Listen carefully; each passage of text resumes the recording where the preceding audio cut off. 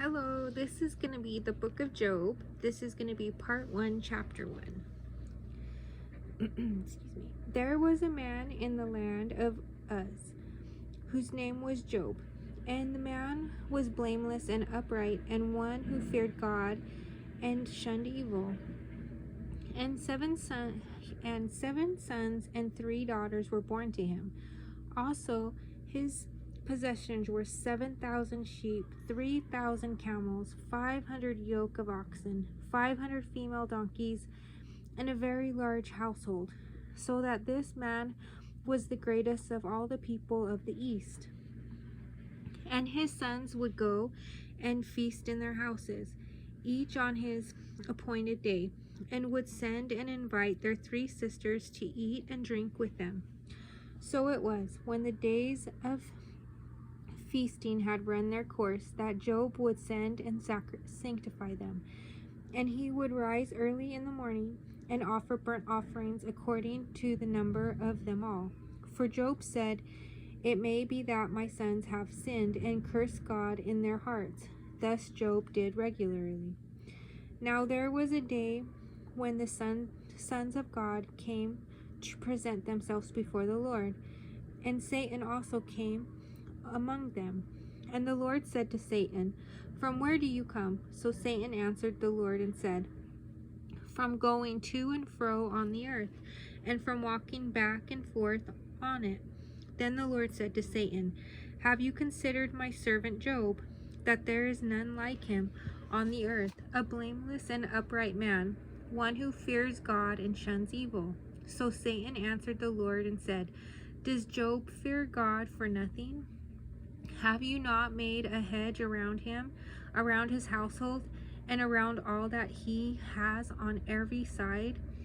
You have blessed the work of his hands, and his possessions have increased in the land.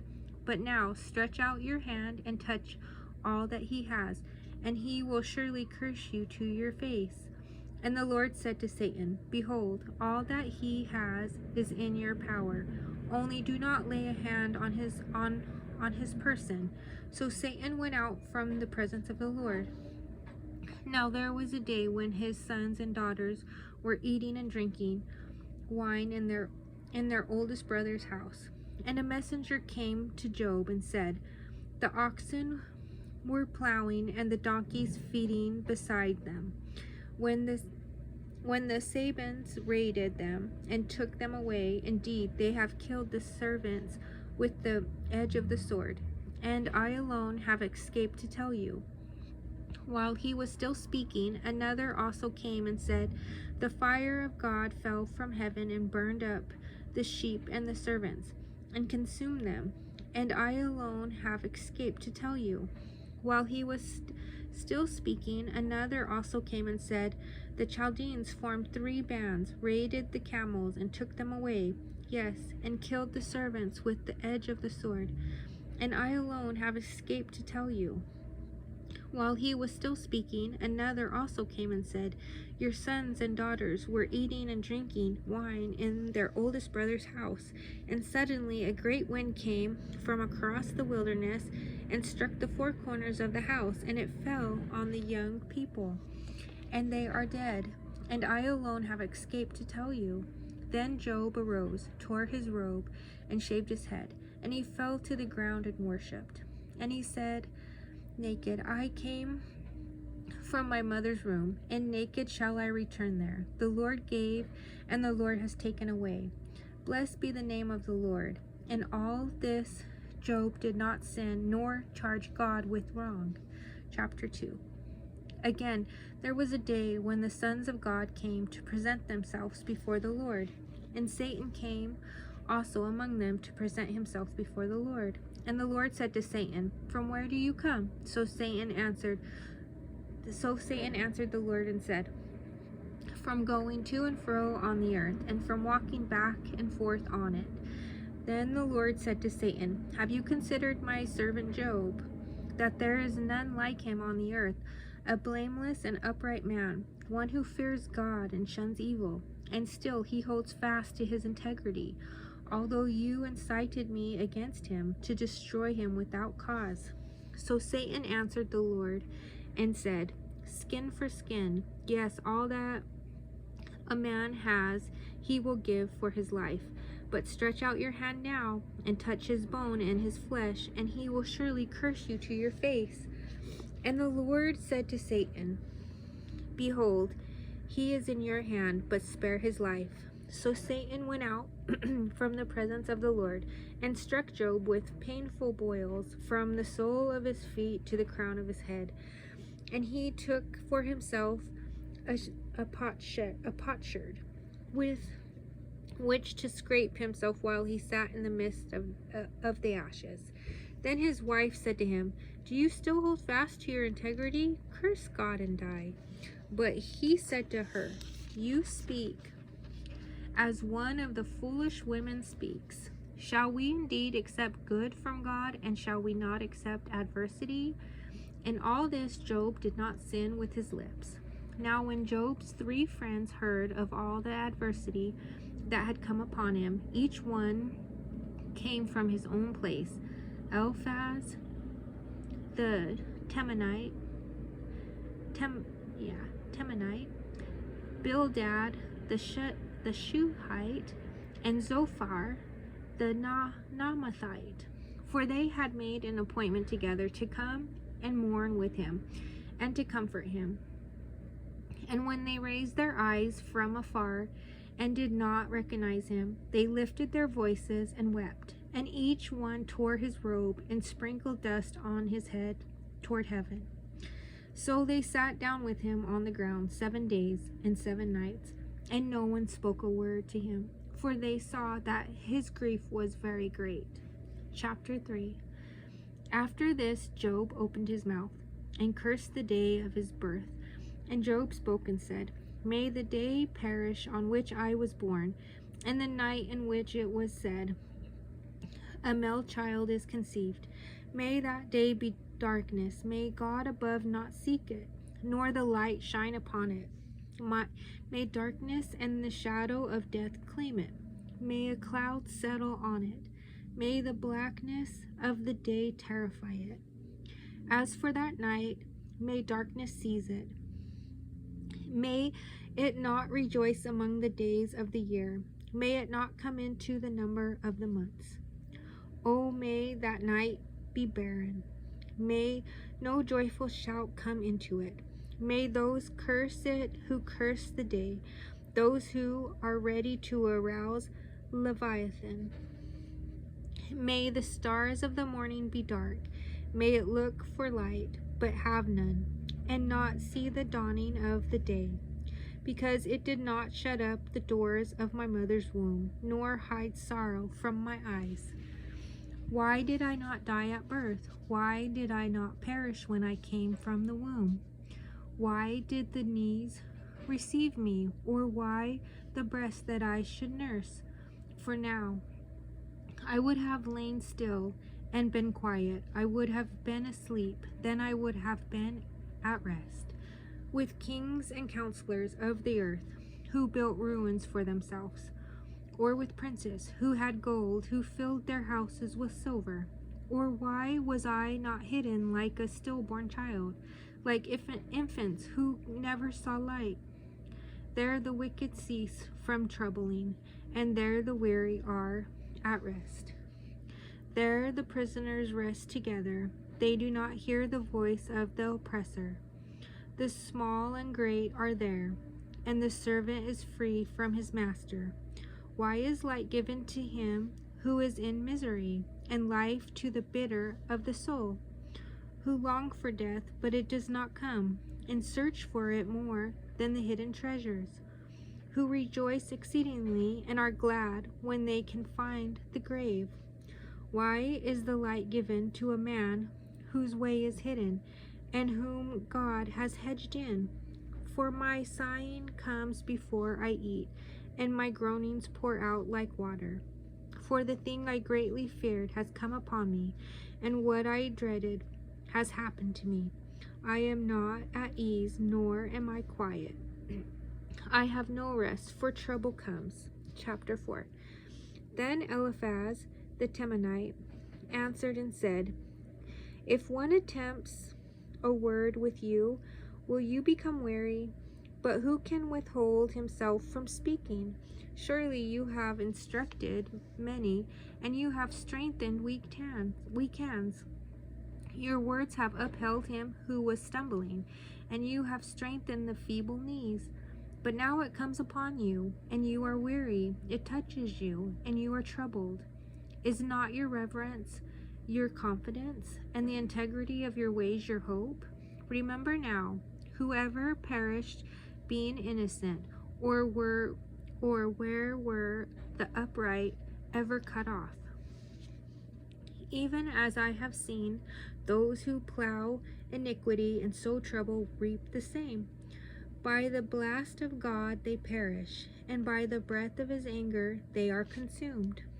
The roaring of the lion, the voice of the fierce lion, and the teeth of the young lions are broken. The old lion perishes for lack of prey, and the cubs of the lioness are scattered. Now a word was secretly brought to me, and my ear received a whisper of it. In disquieting thoughts from the visions of the night, when deep sleep falls on men, fear came upon me, and trembling, which made all my bones shake. Then a spirit passed before my face. The hair on my body stood up. It stood still, but I could not discern its appearance. A form was before my eyes. There was silence. Then I heard a voice saying, "Can a mortal be more righteous than God? Can a man be more pure than his Maker? If he puts no trust in his servants, if he charges his angels with error, how much more those who dwell in the house of clay, whose foundation is in the dust, who are crushed before a moth? They are broken in pieces from morning till evening. They perish forever with no one regarding. Does not their own excellence go away? They die even without wisdom." Chapter 5. Call out now. Is there anyone who will answer you? And to which of the holy ones will you turn? For wrath kills a foolish man, and envy slays a simple one. I have seen the foolish taking root, but suddenly I cursed his dwelling place. His sons are far from safety. They are crushed in the gate, and there is no deliverer. Because the hungry eat up his harvest, taking it even from the thorns, and a snare snatches their substance. For affliction does not come from the dust, nor does trouble spring from the ground. Yet man is born to trouble, as the sparks fly upward. But as for me, I would seek God, and to God I would commit my cause, who does great things and unsearchable, marvelous things without number. He gives rain on the earth and sends waters on the fields. He sets on high those who are lowly, and those who mourn are lifted to safety. He frustrates the devices of the crafty, so that their hands cannot carry out their plans. He catches the wise in their own craftiness, and the counsel of the cunning comes quickly upon them. They meet with darkness in the daytime, and grope at noontime as in the night. But he saves the needy from the sword, from the mouth of the mighty, and from their hand. So the poor have hope, and injustice shuts her mouth. Behold, happy is the man whom God corrects. Therefore do not despise the chastening of the Almighty. For he bruises, but he binds up. He wounds, but his hands make whole. He shall deliver you in 6 troubles. Yes, in 7 no evil shall touch you. In famine he shall redeem you from death, and in war from the power of the sword. You shall be hidden from the scourge of the tongue, and you shall not be afraid of destruction when it comes. You shall laugh at destruction and famine, and you shall not be afraid of the beasts of the earth, for you shall have a covenant with the stones of the field, and the beasts of the field shall be at peace with you. You shall know that your tent is in peace. You shall visit your dwelling and find nothing amiss. You shall also know that your descendants shall be many, and your offspring like the grass of the earth. You shall come to the grave at a full age, as a sheaf of grain ripens in its season. Behold, this we have searched out. It is true. Hear it, and know for yourself. Chapter 6. Then Job answered and said, Oh, that my grief were fully weighed, and my calamity laid with it on the scales. For then it would be heavier than the sand of the sea. Therefore my words have been rash. For the sorrows of the Almighty are within me. My spirit drinks in their poison. The terrors of God are arrayed against me. Does the wild donkey bray when it has grass, or does the ox low over the fodder? The fodder. Fodder. I'm not sure what that word it means. I'll have to look that one up. Sorry. Can flavorless food be eaten without salt? Or is there any taste in the white of an egg? My soul refuses to touch them. They are as loathsome food to me.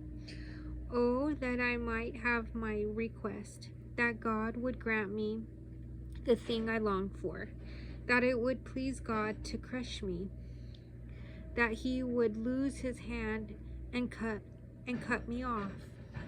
Then I would still have comfort, though in anguish I would exult.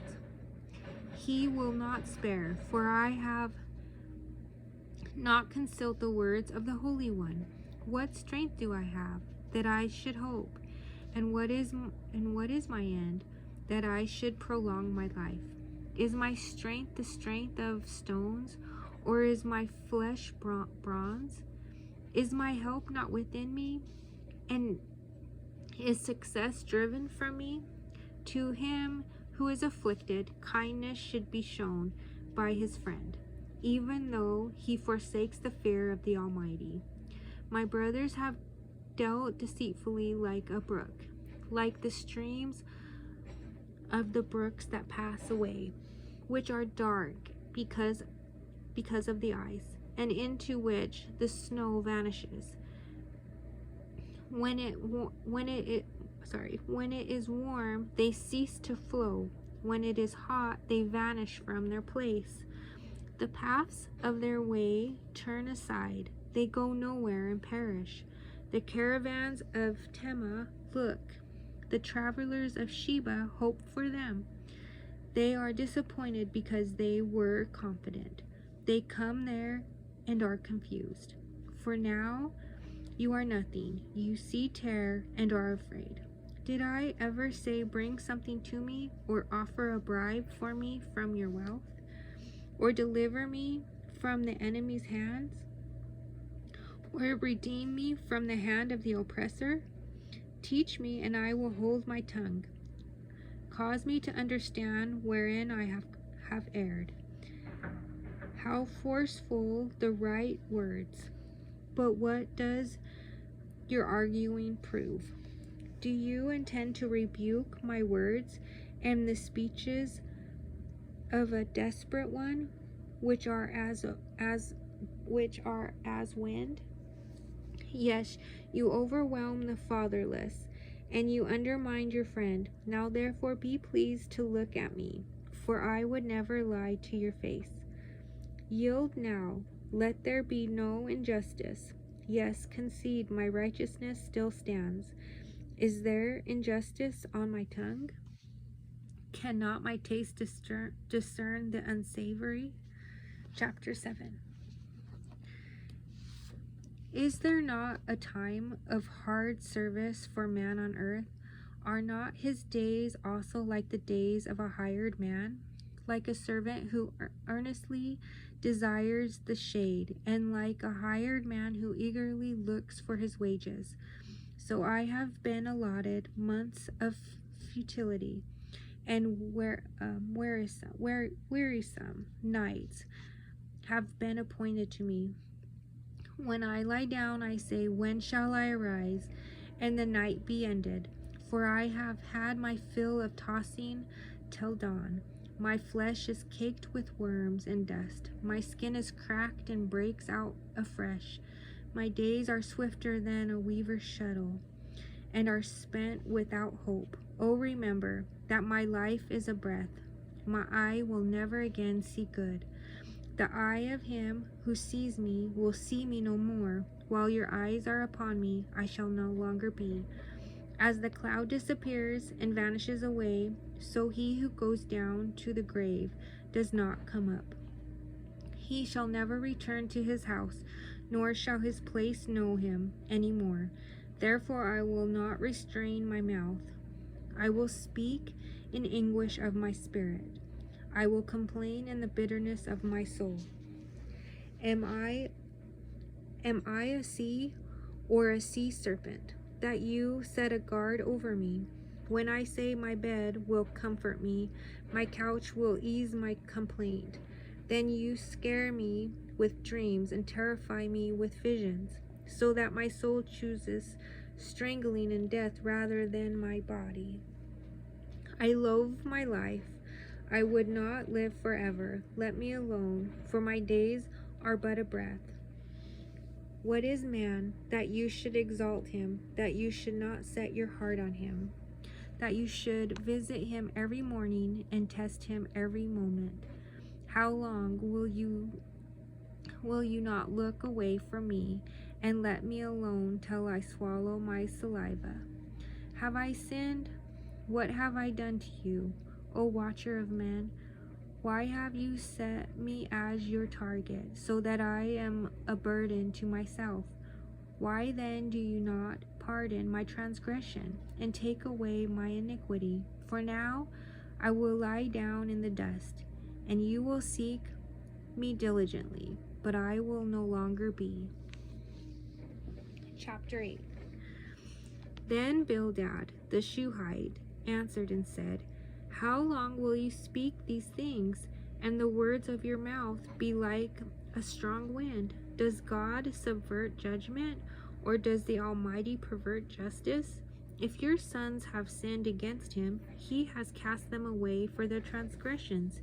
If you would earnestly seek God and make your supplication to the Almighty, if you were pure and upright, surely now he would awake for you and prosper your rightful dwelling place. Though your beginnings was small, yet your latter end would increase abundantly. For inquire, please, of the former age, and consider the things discovered by their fathers. For we were born yesterday and know nothing, because our days on earth are a shadow. Will they not teach you and tell you, and utter words from their heart? Can the papyrus grow up without a marsh? Can the reeds flourish without water? While it is yet green and not cut down, it withers before any other plant.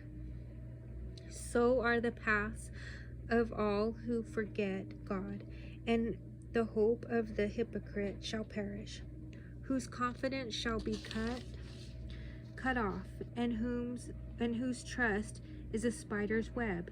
He leans on his house, but it does not stand. He holds it fast, but it does not endure.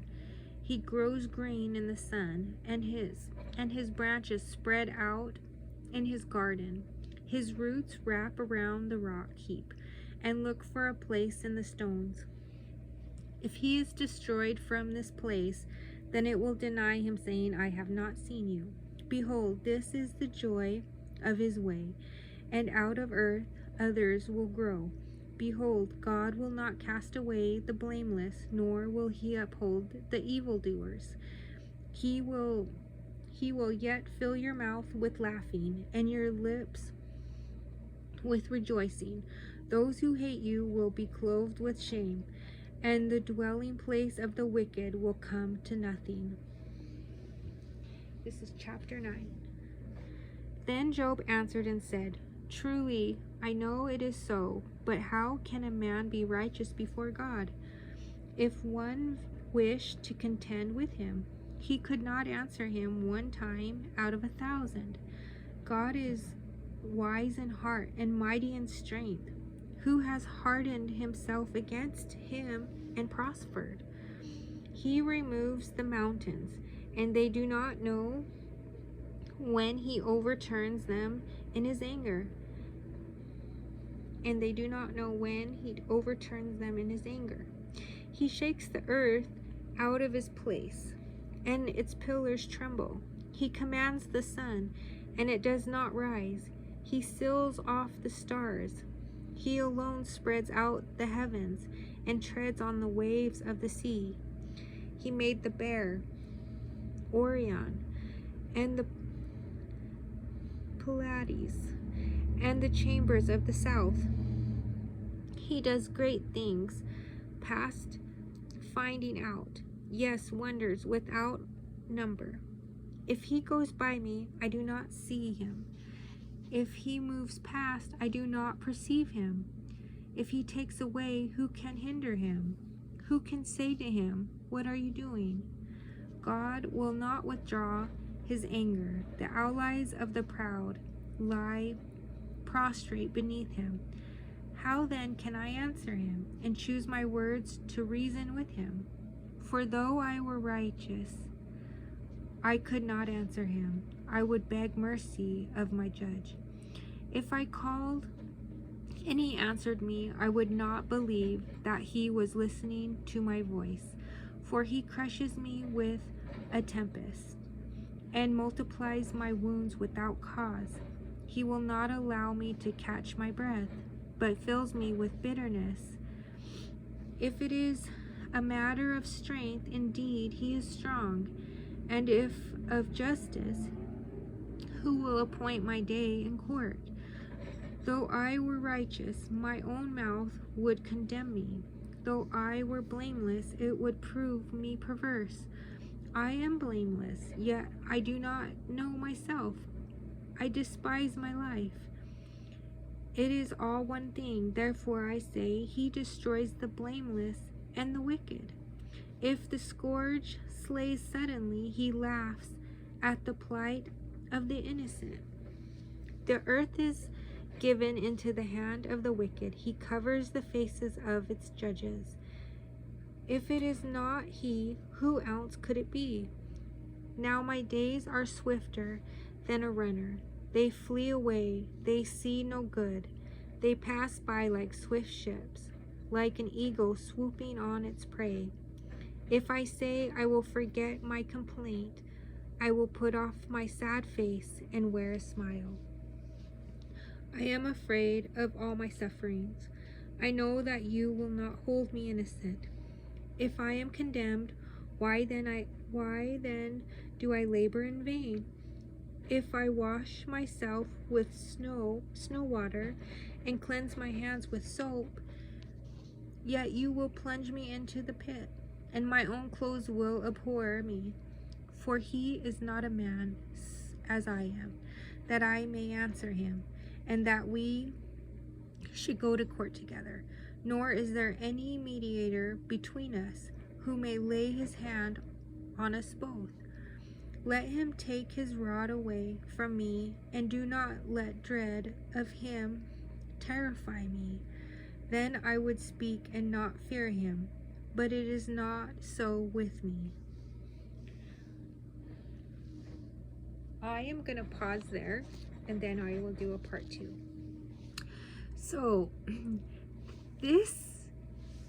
I think you should really go back. I want to actually go back and reread some of this. Some of it is like, I guess in a way, like, I don't know, like poetry to me. Like, there's certain things that, almost like parables in a way. Like, there's a lot of them.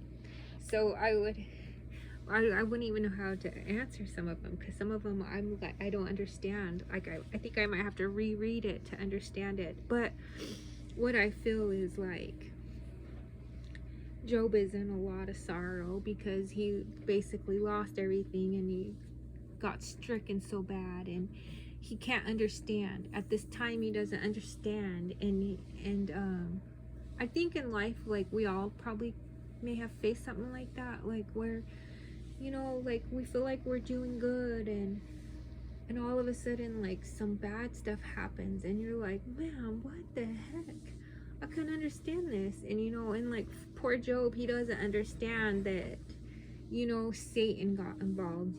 Satan got involved with it, and started trouble for him. And yes, God allowed it.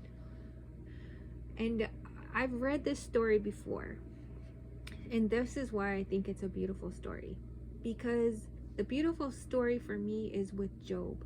Right now, he's in a lot of pain, because when you go through so much heartache and stuff that happens bad, sometimes you get angry and you get sad and you just got all these mixed emotions, and you don't understand why did this have to happen, why, I don't get it. And and he wished he never was born, and I feel for him. Like, I it's like, man. But he loves God, and that's the whole beautiful part for me about this story, is that, what, Job was upset about everything that happened and wished he wasn't alive, but that never changed his love for God. He understands how God, the creator of heaven and earth, he understands how magnificent our God is, right? And and that's the part I love about Job, is that, and he doesn't blame God, and he just knows that he's a man. We're all just, we're a woman. I'm a woman, but like, we're all just human, and we're just, like, when God, there's a scripture in the Bible that says when God sits on his throne and looks down, we're like grasshoppers. So like, we're so tiny to God in ways, when he looks down at us. So it's kind of like, I don't know how to describe that. I guess I'm not sure, but God is so, I don't know, magnificent. And Job sees that in everything that is around him, like all the things that he makes, the sun, the stars, the sand, everything that God created. He understands, he sees it, and he's just like, he has so much faith in God. Like, he knows God is so real. And I think back in that time, in their time, like, I think they saw a lot of God's wonders. Like, God talked to Moses, you know what I mean? Like, and talked to the people. Like, God was very vocal and very, like, showed himself to them. So for us, if we saw something like that today, we think they're aliens or UFOs, or you know what I mean? Like, we think, but back then it was like, and I think that's why they were more aware. They were more aware of God and what he's capable of, and saw it. And there was no, like, saying that it's not, no, it was not fairy tales. It was like real, So I think their time is different. But I really recommend reading back through this, because there's a lot of parables in there, or like poetry. I don't know how to describe it. It's just, there's a lot in there, and I think that you could, like, I don't know, understand. But when I was reading it, I could hear Job's sorrow. He is just so sad. He's like, and it's understandable. He lost his family, his kids, all his possessions, and he was living good. He's like a good person, and now his friends are thinking, well, maybe your kids sinned or you sinned, and this is why you're being struck by God. So think about that compounded. So he lost his family, and then he lost his possessions, and then he was stricken with an illness, and it's like, and now they're saying, oh, you're probably a sinner, you know what I mean, and you deserved it, you know. And like, just think of all that on top of your sorrow, and to feel that way. And that's why he was like, man, I wish I just wasn't even born, God. Why was I even born, you know? Like, so he just had all this, he's going through that sad part, like that sorrow, and that's hard. That's the sad part of the story, you know, for Job, because he doesn't realize that Satan came in, you know, to the picture. And you see what happens when Satan gets into the picture? Causes some problems, you know. And yes, God allowed it, but I think God does this with us because he knows Job. He trusts Job, that even though Job took on all this, that he could handle it, you know. And that he he's just so proud of Job. Like, he told Satan, nobody on earth is like him. There's no one like him. Like, he's just so proud of Job, you know. And Satan's like, oh, I bet he's gonna mess up, you know. And so far, no, he hasn't. He's more hurt with himself, you know. He's not mad at God. He's just upset with himself, you know, and the sadness of everything he just went through. So that's kind of neat. So I would reread that. It's kind of neat. There's a lot in there, and I think that would be really neat to read through. But I will do a part 2. And thank you always for listening, and I hope you're doing well, and God bless you.